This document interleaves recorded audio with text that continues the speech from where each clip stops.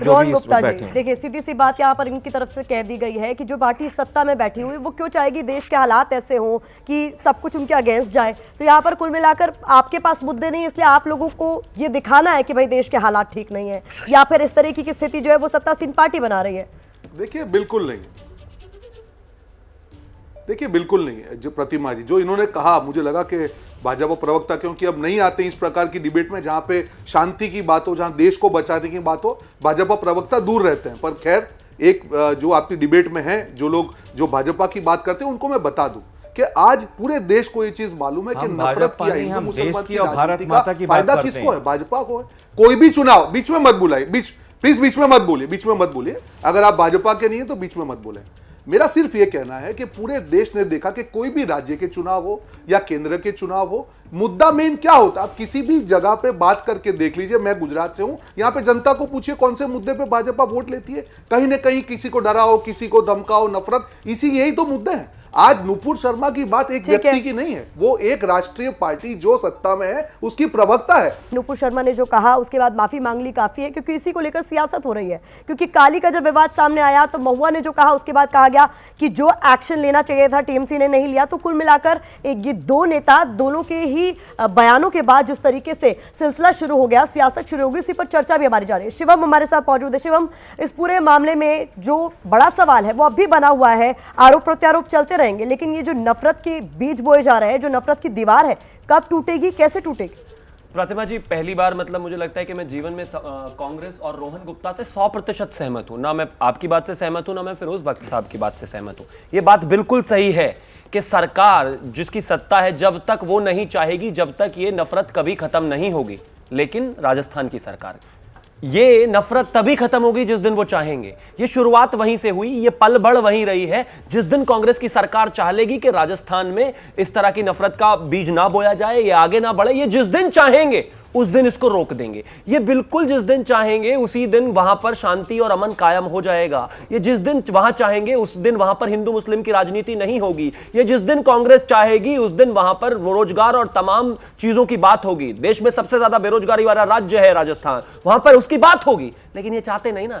इनकी तो पूरी राजस्थान, इनकी जो पूरी मतलब सत्ता है वो हिंदू मुस्लिम पर ही टिकी है। लेकिन शिवम, जिस राजस्थान की घटना का आप जिक्र कर रहे हैं, ठीक है, आपने निशाना साधा वहां की सरकार पर, लेकिन सुप्रीम कोर्ट की उस टिप्पणी को भी आपको याद रखना होगा ना, जिनकी तरफ से कहा गया कि नुपुर शर्मा के बयान का नतीजा है उदयपुर में जो हुआ, उन्हें पूरे देश से माफी मांगनी चाहिए। फिर उस पर आप क्या कहेंगे? मैं ये कहूंगा प्रतिमा जी कि मैं और आप दोनों बात कर रहे हैं, डिबेट कर रहे हैं। अगर आपकी एक बात मुझे पसंद नहीं आती या मुझे बिल्कुल पसंद नहीं आती या आपने मुझे गाली दे दी, तो इसका मतलब यह है कि मैं आपका गला काट दूं। और अगर गला काट देता हूं तो जिम्मेदारी आपकी होगी या मेरी होगी? कानून तो 302 के अंदर मुझे ही उठाकर लेकर जाएगा ना।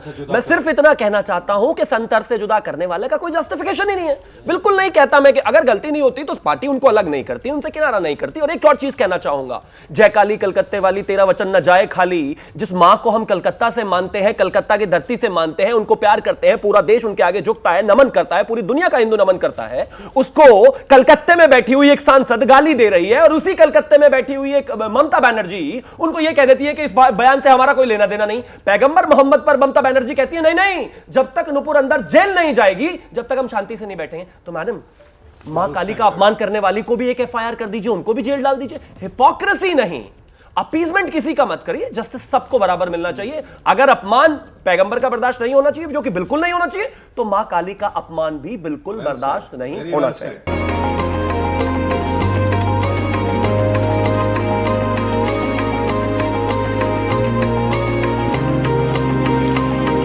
वो बहुत दूर है।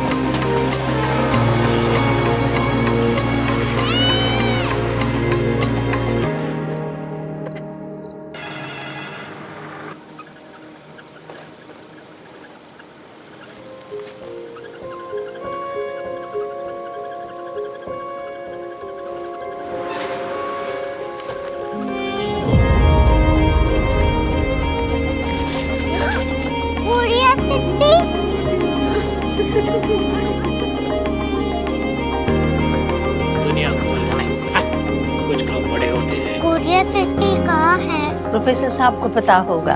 हो, ये छोटा वाला ग्लोब लगता है। और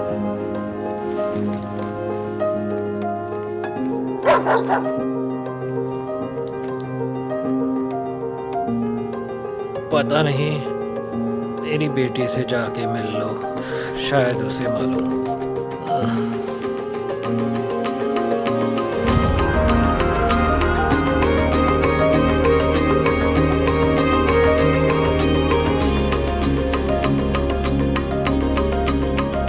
हाय, बाबा ने भेजा है। Come here.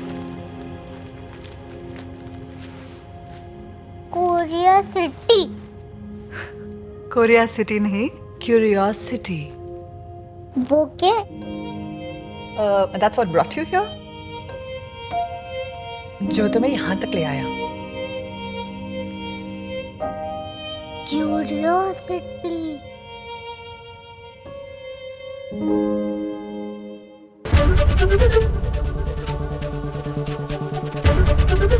एबीपी न्यूज आपको रखे आगे।